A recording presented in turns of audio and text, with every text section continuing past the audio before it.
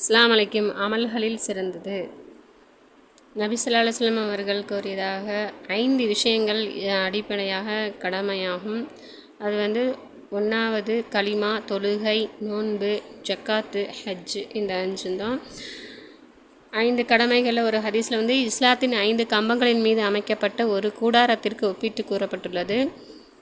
கலிமா அக்கூடாரத்தின் நடுக்கம்பம் போன்றதாகும். மற்ற 4 செயல்களும் கூடாரத்தின் 4 மூலைகளில் உள்ள கம்பங்களை போன்றதாகும். நடுக்கம்பம் இல்லாவிட்டால் கூடாரமே உருவாகாது.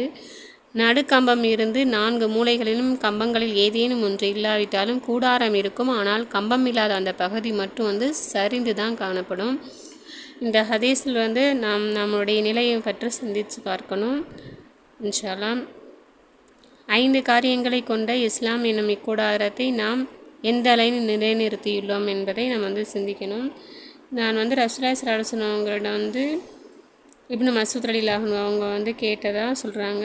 அனைத்தையும் விட அல்லாஹ்வுக்கு மிக விருப்பமான செயல் எது என கேட்டேன். அது தொழுகை தான் அப்படின்னு சொல்லி சொன்னாங்க. பிறகு எது என்று கேட்டேன். பெற்றோர்களுடன் நல்ல முறையில் நடந்து கொள்ளுதல்னு சொன்னாங்க. பிறகு எது என்று கேட்டேன். ஜிஹாது என்று சொன்னாங்க அப்படின்னு சொல்கிறாங்க. அஸ்ஸலாத்து ஹைரு மாலு. அல்லாஹ் தனது அடியார்களின் மீது விதித்த கடமைகள் அனைத்திலும் தொழுகை தான் சிறந்தது என்ற பல ஹதீஸ்களில் கருத்தும் இதுதான். அந்தந்த நேரத்தில் தொழுது கொள்வது எல்லா அமல்களையும் விட சிறந்தது என்று நபி ஸல்லல்லாஹு அலைஹி வஸல்லம் அவங்க சொல்லியிருக்காங்க. தொழுகையை ஆரம்ப நேரத்தில் தொழுவது தான் அனைத்திலும் சிறந்தது.